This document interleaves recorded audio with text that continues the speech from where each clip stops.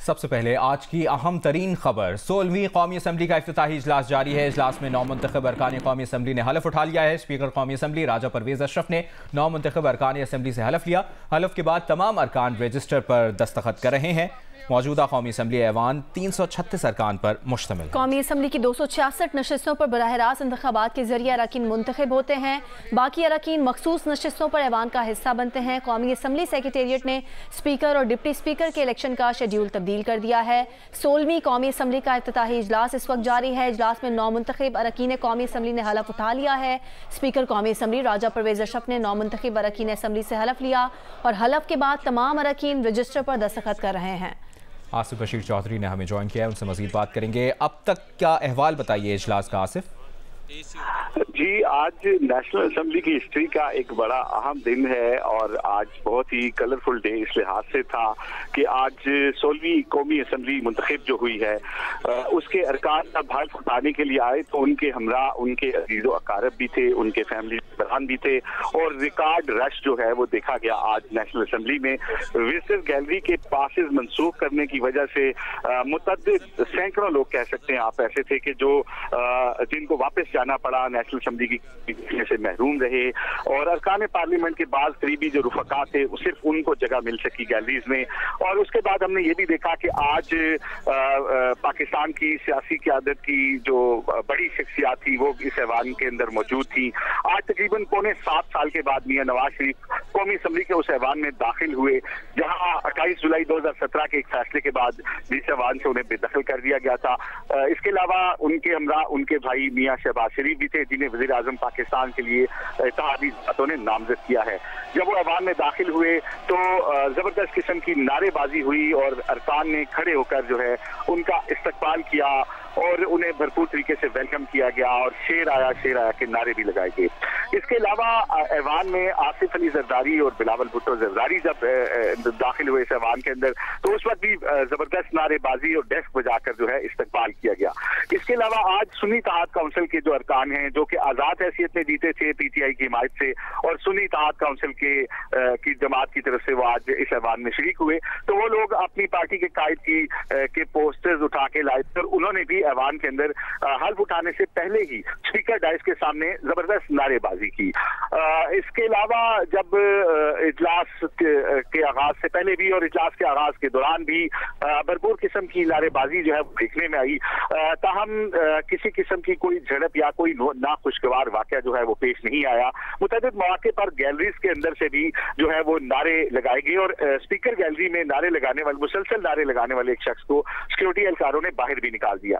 आज की असेंबली के इजलास की एक अहम बात यह थी कि पीडीएम के साबिक सरबराह और मुस्लिम लीग नून के साबिक इत्तेहादी मौलाना फजल रहमान जब ऐवान में तशरीफ लाए तो वो पीपल्स पार्टी के तो वो आजाद हैसियत में जीतने वाले जो पीटीआई के लोग हैं जो सुन्नी इत्तेहाद के मेंबर्स हैं उनके हमरा अपोजिशन की नशिस्तों पर वो जाकर बैठे और आज वो अपनी साबका हुकूमती नशिस्तों पर विराजमान नहीं हुए।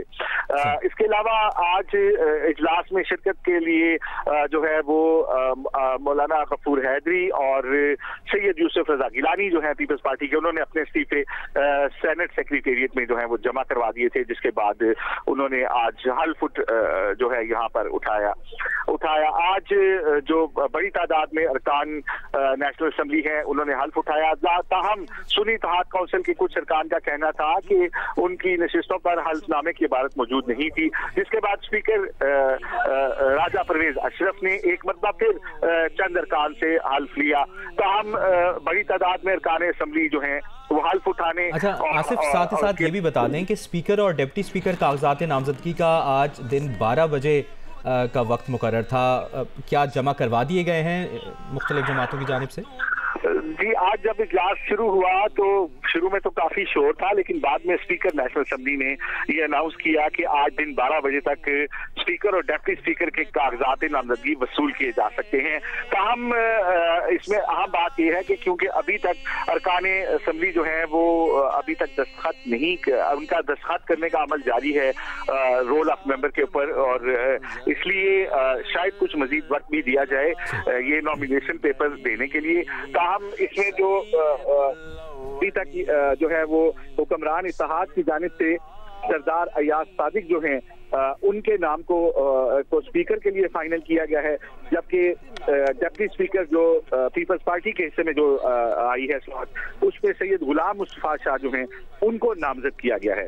सही। और आसिफ रशीद चौधरी, इसी दौरान जब आपसे बात हो रही है तो ये अपडेट भी आ गई है कि सरदार अयाज सादिक ने स्पीकर कौमी असम्बली के लिए कागजात नामजदगी जमा करा दिए हैं और स्पीकर और डिप्टी स्पीकर के इंतखाब से मुताल्लिक कागजात नामजदगी पीपल्स पार्टी के गुलाम मुस्तफा शाह ने डिप्टी स्पीकर कौमी असम्बली के लिए कागजात नामजदगी भी जमा करवा दिए हैं। तो ये ताज़ा अपडेट भी हम अपने नाज़रीन से शेयर करें।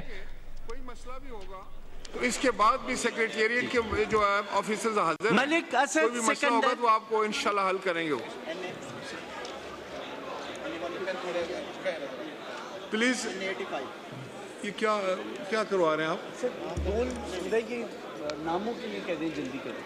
वो इधर आते जाएंगे तो हम करते जाएंगे। रूलिंग आ गई, रूल के हिसाब से अल्फाबेटिक से आता है ना, ये देखिए अब लिस्ट में दूसरे नाम करेंगे तो किधर आएंगे?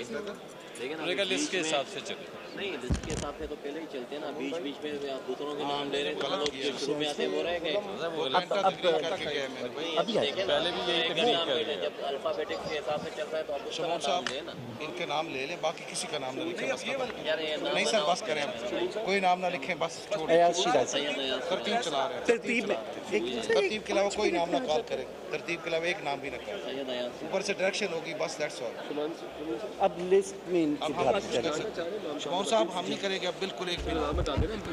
जनाब असद आलम न्याजी, ये दो लोग हट जाएंगे। अयाज भाई आ रहा है, नहीं अयाज भाई, 16वीं कौमी असम्बली का इफ्तिताही इजलास जारी है। इजलास में 9 मुंतखब अरकान कौमी असम्बली ने हलफ उठा लिया है। स्पीकर कौमी असम्बली राजा परवेज़ अशरफ ने 9 मुंतखब अरकान असम्बली से हलफ लिया है और हलफ के बाद तमाम अरकान रजिस्टर पर अब दस्तखत कर रहे हैं, रोल ऑफ मेंबर पर दस्तखत कर रहे हैं। इस दौरान पीटीआई के हिमायत याफ्ता सुन्नी इत्तेहाद काउंसिल के अरकान कौमी असम्बली ने एहतजाज भी किया और इमरान खान के हक़ में उन्होंने नारे लगाए। इमरान खान की तस्वीरें भी साथ लाए हुए थे। इस वक्त अरकान असम्बली रोल ऑफ मेंबर पर दस्तखत कर रहे हैं। आपको अपडेट करें कि मौजूदा कौमी असम्बली ऐवान जो है वो 336 अरकान पर मुश्तमिल है। कौमी असम्बली की 266 नशिस्तों पर बराह रास्त इंतखाबात के ज़रिए अरकान मुंतखब होते हैं और बाकी अरकान मखसूस नशिस्तों पर ऐवान का हिस्सा बनते हैं। कौमी असम्बली सेक्रेटेरिएट ने स्पीकर और डिप्टी स्पीकर के इलेक्शन का शेड्यूल भी तब्दील किया।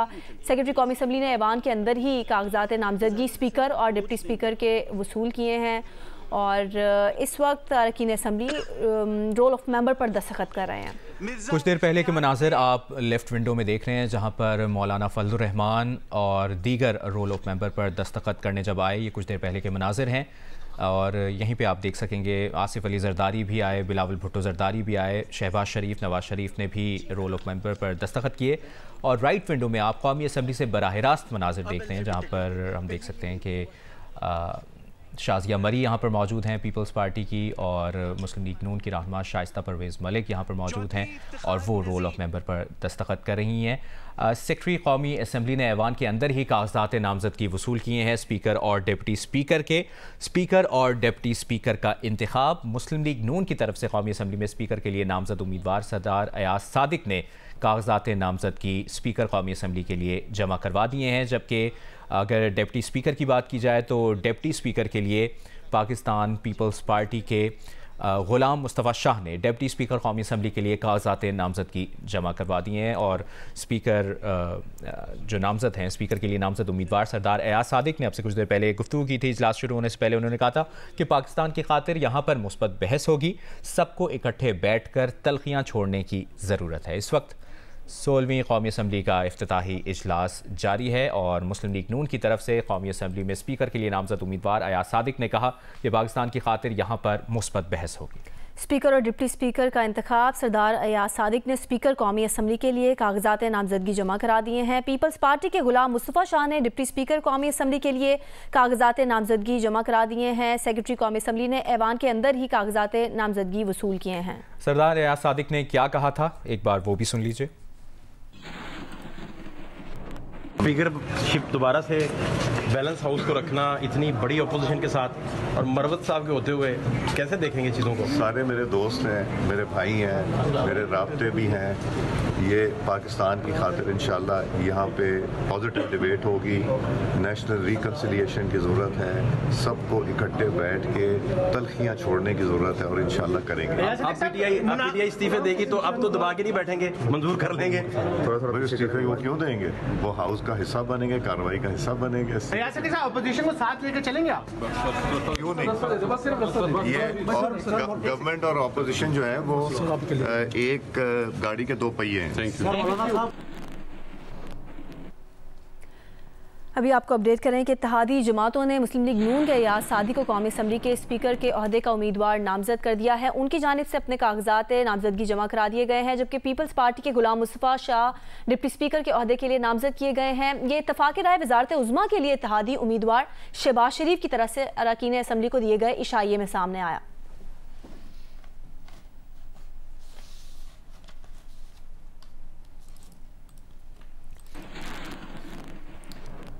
पीटीआई के हिमायत याफ्ता सुन्नी इत्तेहाद काउंसिल के नामजद करदा वज़ीर आज़म के उम्मीदवार उमर अयूब ने जियो न्यूज़ से गुफ्तगू में कहा कि हमारा अव्वलीन मकसद कैद क़यादत की रिहाई होगा।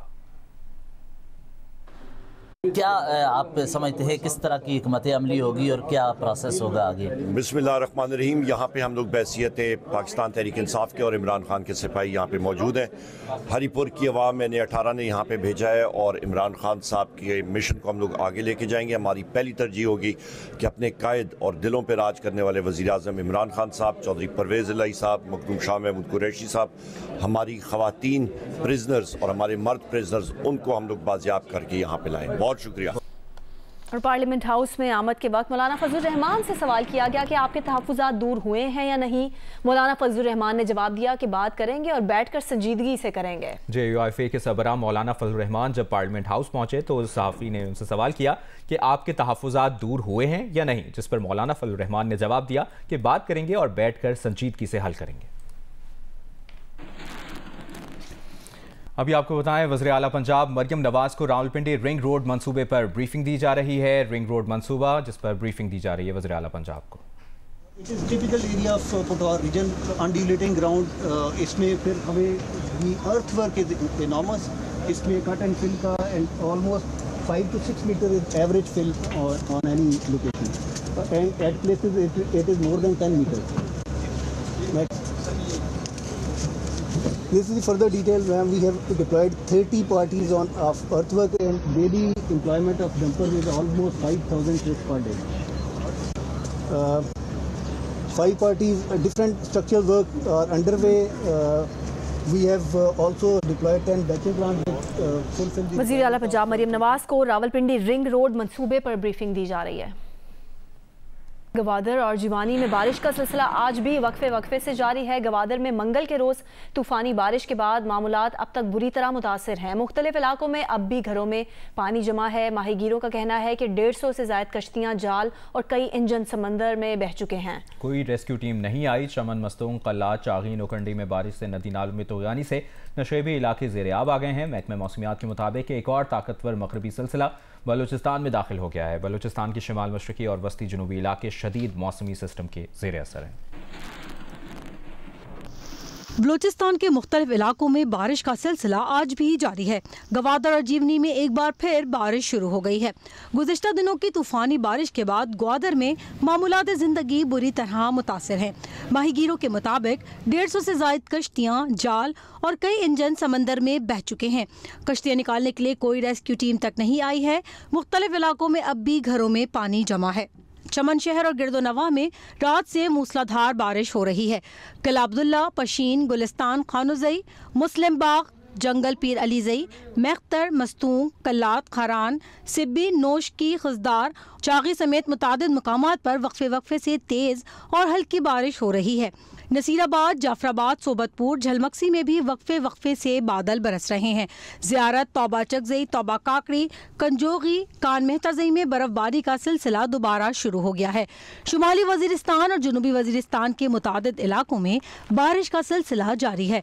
बारिश के बायस बाज़ इलाकों में बिजली की सप्लाई मुनक़ता हो गई है। गिलगित बल्तिस्तान के जिला गजर के पहाड़ों पर हल्की बर्फबारी जारी है। महकमा मौसमियात के मुताबिक आज और कल मूसलाधार बारिशों के बाइस ग्वादर, केच, तुर्बत, पंजगोर, आवारान, बारखान, कोहलू, सिब्बी, नसीराबाद, दलबंदीन, खिजर और डेरा गाजी खान, जबकि 1 और 2 मार्च को खैबर पख्तूनख्वा, कश्मीर, मरी, गलियात और इस्लामाबाद के बरसाती नदी नालों में तुगयानी का खदशा है।